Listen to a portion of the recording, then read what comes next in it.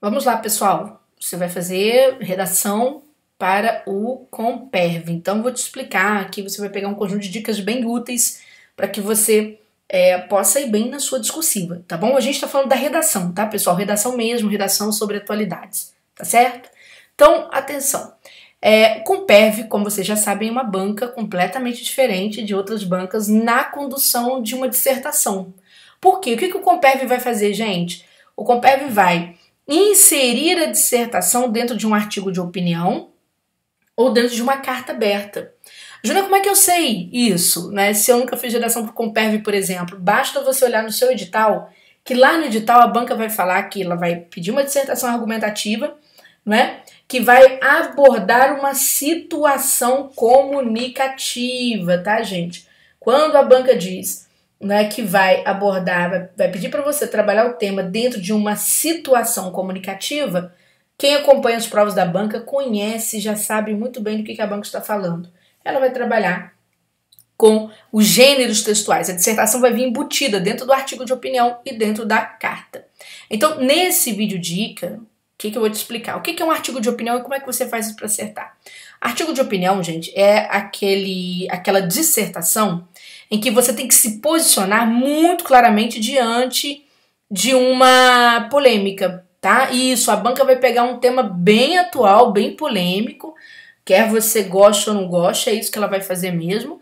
Ela vai pegar um tema bem polêmico e vai trazer para que você possa apresentar um posicionamento e possa defender o seu ponto de vista. Aí você me diz assim, Júlia, mas aí é uma dissertação comum. Mais ou menos, tá? Você vai partir de uma situação problema. Geralmente essa situação é uma pergunta que a banca faz e a sua opinião tem que ser exposta de forma bem clara. Você é o articulista daquele texto. Você vai escrever lá em terceira pessoa, em primeira pessoa do plural, de forma bem clara.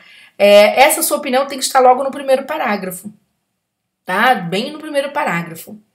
Depois você tem que trazer o quê? Apresentar argumentos que sejam convincentes. Pessoal, a banca não aceita que você apresente argumentos apenas baseados em ideias. Vocês vão ter que trazer esses argumentos. Esses argumentos deverão estar representados, ou seja, sustentados por provas. Que tipo de prova, Júnia? Você pode trabalhar com exemplos, comparações, tá certo? Você pode trabalhar com autoridade sobre o assunto, com números, né, que a gente chama de prova concreta, resultado de pesquisa, tá bom?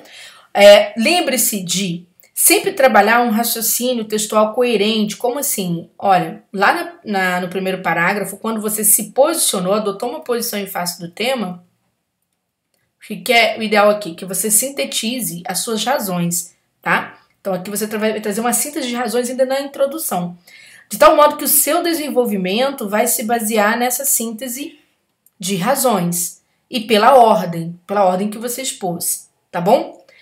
Lembre-se de que neste tipo de prova, para fazer valer a sua opinião, é importante você contra-argumentar, ou seja, você derrubar o outro lado, tá certo?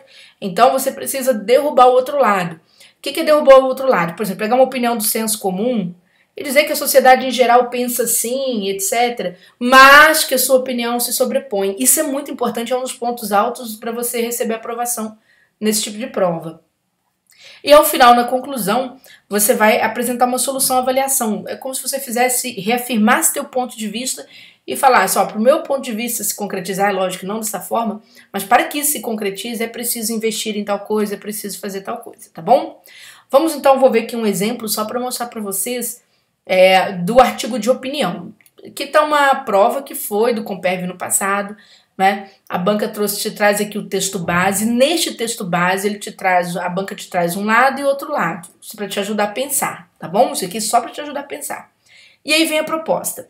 A banca te pede para redigir um artigo de opinião e geralmente ela faz uma pergunta, tá? Nem sempre uma pergunta, mas geralmente uma pergunta.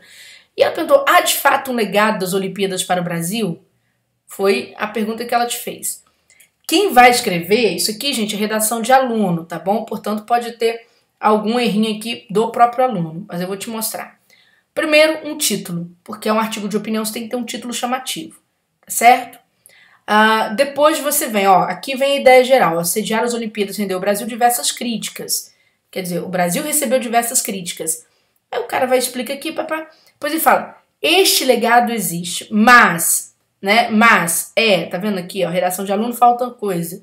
Mas é preciso compreender, este legado existe. Então veja que o aluno diz, olha, o Brasil recebeu críticas por conta de várias questões, mas é preciso entender que houve um legado. É isso que ele está querendo dizer, tá vendo?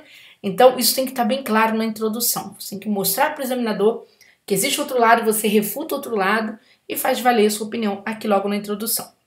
E como é que você desenvolve o artigo de opinião?